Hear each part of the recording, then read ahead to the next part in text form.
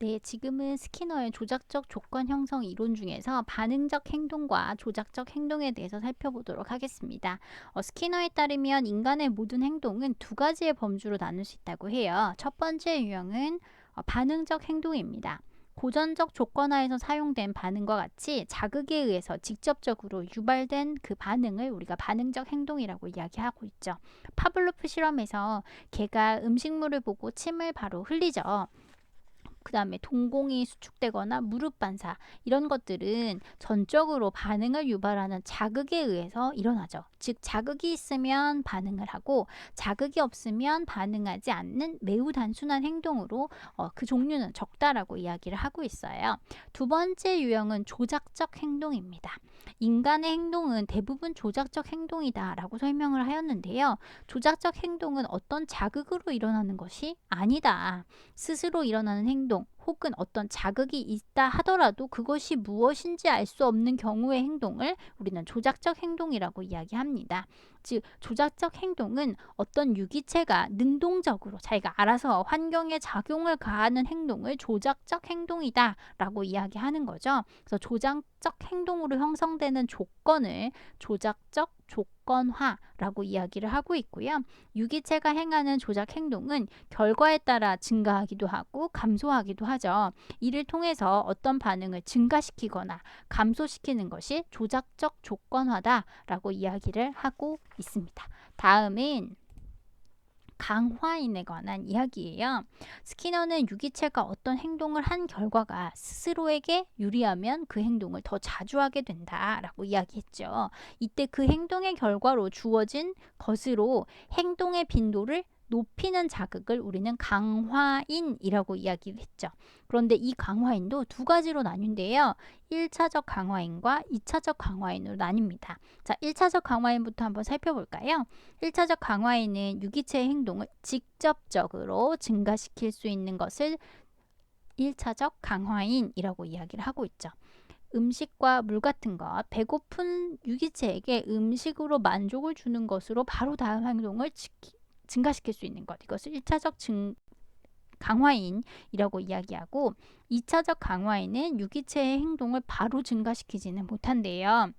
하지만 1차적 강화인과 연합해서 행동을 증가시킬 수 있는데 어떤 쿠폰을 준다던가 뭐 그런 부분들이 바로 이 1차적 강화인과 연합된 2차적 강화인이라고 이야기할 수 있죠. 쿠폰을 주는 것만으로 유기체를 강화할 수도 있죠. 그렇지만 유기체를 직접 강화하는 게 아니라 1차적 강화인과 교환할 수 있기 때문에 강화가 가능하다라고 판단하여서 이것은 2차적 강화인이다 라고 설명을 하고 있습니다. 자, 다음은 처벌에 관한 내용입니다. 조작적 조건화는 단지 유기체가 하는 행동의 빈도를 증가시키는 것만을 이야기하지는 않아요. 어떤 행동을 수정하기 위해서 특정 행동의 빈도를 감소시킬 필요가 있죠. 이때 혐오 자극을 제공하거나 쾌 자극을 제거함으로써 행동의 빈도수를 감소시킬 수가 있죠. 이렇게 행동의 빈도수를 증가시키는 강화와 반대되는 것이 바로 이 처벌이라고 이야기할 수 있습니다. 특히 혐오 자극을 제공하는 것을 수여성 벌이라고 이야기하는데요. 주는 거죠, 벌을. 이 수여성 벌의 대표적인 걸로 체벌을 들 수가 있습니다. 학생이 바람직한 행동을 하지 못했을 때 교사가 체벌을 가함으로써 그 행동을 더는 하지 않게 만드는 것, 이것을 체벌이라고 하는데 지금은 하면 안 되죠. 그래서 쾌자극을 제거하는 벌을 박탈성 벌, 그러니까 좋은 자극을 제거하는 벌을 박탈한다라고 해서 박탈성 벌이라고 하고요. 이 박탈성 벌은 그동안 받아오던 강화인을 제거한다라는 말과 같죠. 그래서 이 박탈성 벌의 대표적인 예가 바로 타임아웃이라고 이야기할 수 있어요. 어떤 학생이 너무너무 시끄럽게 한다. 그러면 일시적으로 어떤 특정한 장소로 그 아이를 밀어내는 거죠. 그 자리에만 있도록 하는 것. 이것을 타임아웃. 즉 이것은 자극을 제거하는 것. 박탈성 벌이라고 이야기할 수 있습니다. 자, 이제 사회학습 이론으로 넘어가 보도록 하겠습니다. 지금까지는 여러분이 행동주의 이론에 대해서 살펴보았죠.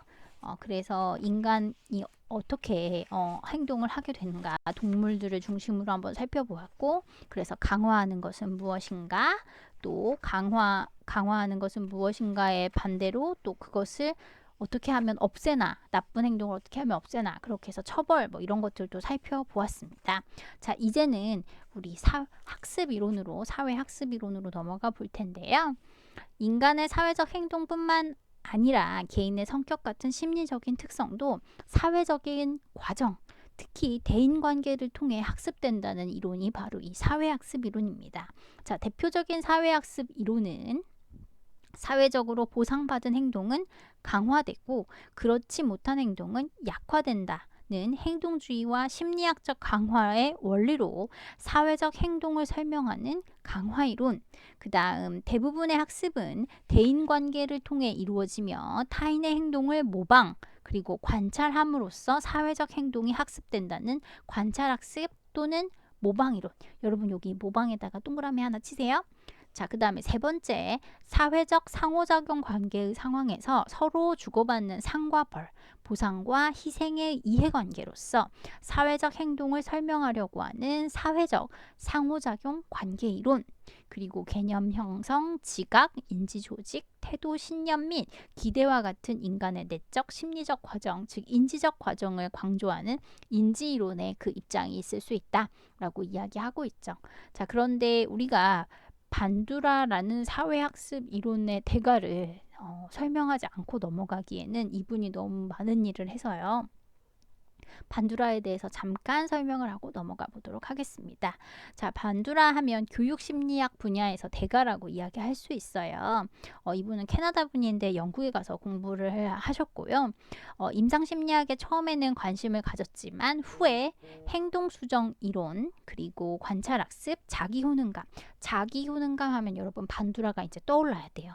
그래서 자기효능감에 대해서는 대가이거든요. 그래서 그들로 이러한 연구 주제로 이제 연구를 열심히 하셨는데 그의 이론은 환경에 대한 인간의 반응으로서 자기 조절 기제와 반응에 영향을 주는 동기에 관심을 가졌다는 점에서 인지 이론으로 분류가 된대요. 우리 아까 사회학습 이론 이야기할 때부터 네 번째가 인지 이론이었잖아요.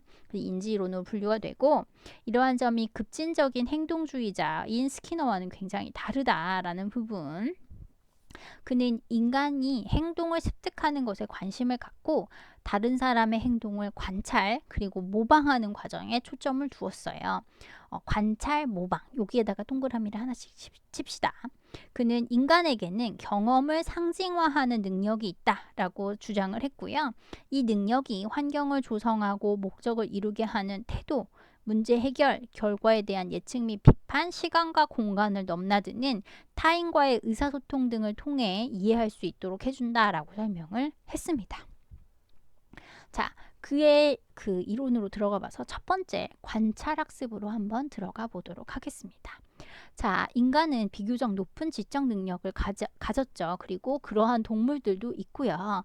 자, 비교적 높은 그 지능을 가진 동물들 또는 인간들은 직접 경험하지 않아도 바라보는 것, 관찰만으로도 행동을 만들 수 있고 또 바꿀 수 있다라고 이야기하고 있는 거예요. 즉 학습이 성립되는 경우가 있다. 즉 다른 사람이 행동하는 것을 보는 것.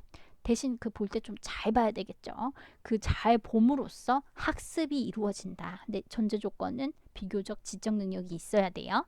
그래서 우리가 타인이 다른 사람의 이제 암에 걸려서 되게 아파하는 것을 본 적이 있거나 또는 드라마나 영화를 통해서 그런 것들을 보죠. 그래서 그런 것들을 보면서 우리가 학습이 되었기 때문에 암에 걸리면 어떤 일이 일어날까라고 하는 거에 대해서 우리가 실감할 수 있다라는 거예요.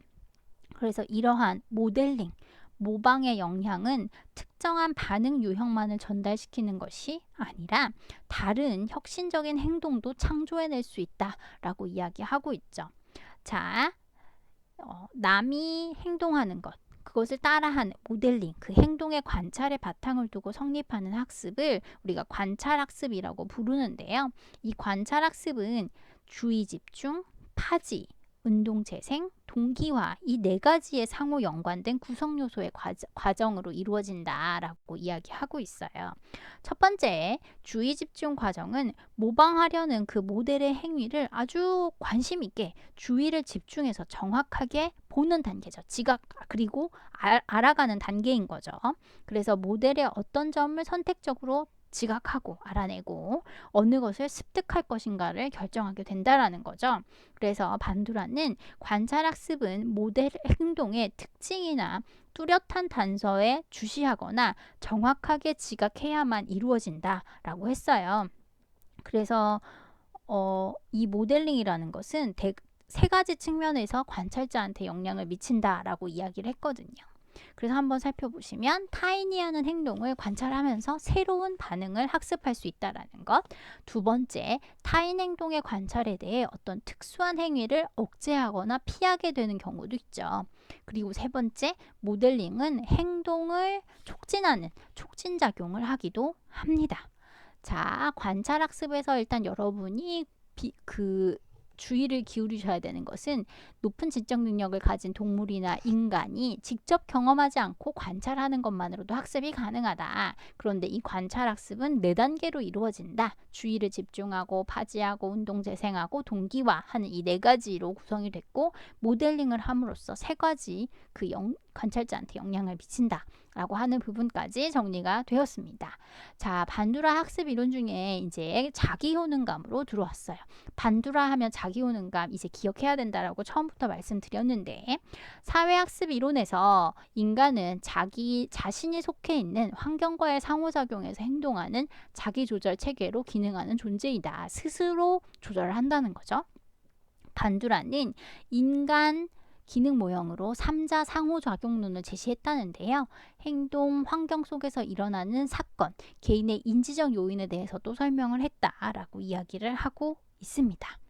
자, 여기서 개인의 인지적 요인으로 지각과 행동 간의 관계를 중지하는 것이 바로 자기 효능감이라고 이야기할 수 있어요. 내가 어떻게 알아낸 것, 그리고 그의 행동 중간에 무엇이 있냐, 자기 효능감이라는 것이 있다라는 거죠. 개인이 인지적 요인으로 지니고 있는 것에 지각, 행동, 그리고 가운데 자기 효능감이 있다라고 이야기하는데 자기 효능감에다가 여러분 밑줄 하나 치시고 특정 성취 상황에서 내가 자신이 얼마나 효율적으로 기능할 수 있는가 하는 것에 대한 기대 또는 신념, 그러니까 스스로 어떤 특정 상황에서 내가 얼마나 잘할 수 있는가를 생각하는 그 신념인 거죠. 그런데 이 신념이 수행 수준을 결정하는 데 직접적인 영향을 미치는 동기 요인이기도 합니다. 그래서 자신을 얼마나 가치 있게 여기는가에 대한 판단 기준인 자아 존중과는 좀 달리 자기 효능감은 한 사람, 그 개인이 특정 과제, 특정한 무언가를 얼마나 잘하는가, 얼마나 그것을 확신을 갖고 수행하는가에 반영이 되어 있다라고 하는 부분이 조금 달라요. 그러니까 자아 존중감이 보다 더 넓은 개념이죠. 근데 자기 효능감은 어떤 특정한 것에 내가 얼마나 잘하는가에 대한 확신을 갖는 것을 이야기하고 있는 겁니다. 그래서 이게 특정한 것에 대해서 자신이 생각하는 것이기 때문에 훨씬 정확할 수 있다. 그래서 성취 상황 수행 수준에 대한 강력한 예측 변이 될 수 있는 것이 바로 자기 효능감이라고 이야기할 수 있습니다. 그래서 반두라는 개인이 자기 효능감에 대한 정보에 대해서 첫째, 자신의 수행을 관찰함으로써 둘째, 모델이 수행하는 것을 관찰함으로써 셋째, 타인의 설득을 통해서 넷째, 생리적 지표를 통해서 얻을 수 있다. 라고 정의를 하면서 이러한 정보원을 통해서 효능 기대를 향상시킬 수 있다라고 설명을 하였습니다. 자, 다음은 달러드와 밀러의 사회학습 이론이라고 하겠는데요. 여기서 여러분이 꼭 알아둬야 될 단어가 추동이라는 단어예요. 그래서 추동에다가 여러분이 박스, 네모 박스, 그리고 별표 하나 치시는 게 좋을 것 같습니다. 자, 이 달러드와 밀러는 학습이론, 정신분석이론, 사회인류학의 기초에서 인간이 습관을 어떤 식으로 발달시키는지에 관한 이론을 발전시켰어요. 그래서 습관은 자극과 반응 사이의 안정된 연결이다라고 그들은 정리를 했는데 습관을 사용하여 무의식적 과정 등을 설명하는 데 주력을 했다라고 되어 있습니다. 그래서 달러드와 밀러가 학습을 하기 위해서는 이 무엇을 원하고 무엇에 주목하고 무엇을 하고 무엇인가를 얻어야 하며 그것을 학습의 4대 기본 측면으로 보았는데 이것을 추동, 자극, 반응, 보상이라고 이야기했어요. 여기서 말하는 추동은 즉 움직이게 하는 원인, 동인이라고 이야기할 수 있는 거죠. 자, 그래서 한번 학습된 추동의 중요성으로 한번 넘어가 보겠습니다.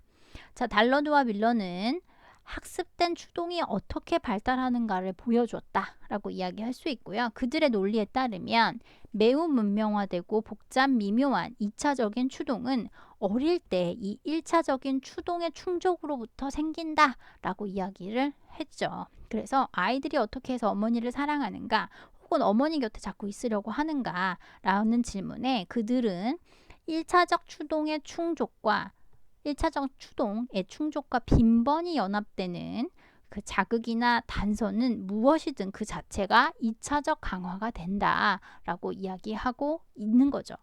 그래서 엄마의 모습, 촉감, 손길, 냄새 등이 엄마를 통해서 자기가 얻었던 1차적 추동, 배고픔의 충족, 그리고 여러 가지 신체적 불편함으로부터 도피하는 단서가 됐기 때문에 이들이 자꾸 연합되는 거예요. 그래서 이것이 연합되어 학습이 되면 어머니의 모습과 존재는 이제 그 자체가 강력한 강화로 변화된다. 강력한 강화로 추구된다라고 설명하고 있습니다. 그래서 달러드와 밀러의 사회학습 이론 중에서 성격의 발달을 보면 성격 형성에서 어린 시절이 굉장히 중요하다라고 이야기하고 있고요. 이들은 영유아의 3가지 기본 특성. 첫 번째, 모든 영유아는 어느 상황이나 자극에도 반응하게 되는 특수한 반사를 갖추고 있다라는 것. 영유아는 선천적으로 반응 서열이 있다라는 거죠. 그래서 자신이 가지고 태어난 특수한 상황에서의 특정한 반응은 다른 반응보다 발생할 가능성이 훨씬 더 높다라고 이야기하고 있고, 셋째는 1차적 추동이라고 이야기하고 있습니다. 그래서 원시적 상태의 특징을 지닌 영유아가 어떻게 복잡한 성인으로 발달했을까라고 하는 것은 이들은 바로 학습이라고 이야기했고, 언제나 존재하는 추동의 감소 기제를 통해서 기존의 반응이 새로운 자극과 만나면 새로운 반응이 강화되고 1차적인 추동에서 2차적인 추동이 생겨나게 되는 거죠. 그래서 매개된 자극이 일반화 되면서 이를 통한 고등정신 과정이 성장하게 된다라고 설명을 하고 있습니다. 자, 사회학습 이론에서 설명하고 있는 내용들은 지금 여기 보여지는 대로 영유아의 단계를 굉장히 중요하게 생각했고, 이래서 어떻게 성인이 될까라고 했을 때 그 답은 학습을 통해 이루어졌다라고 이야기하고 있죠. 그래서 추동의 감소 기제가 기존의 반응에 새로운 자극과 연결이 되는 거죠. 그래서 새로운 반응이 강화, 그리고 1차 추동에서 2차 추동이 생겨나고 매개된 자극이 일반화되면서 고등 정신 과정이 태어난다, 성장하게 된다라고 이야기하고 있습니다. 자, 여기까지 사회학습 이론에 대해서 살펴보았습니다. 수고하셨습니다.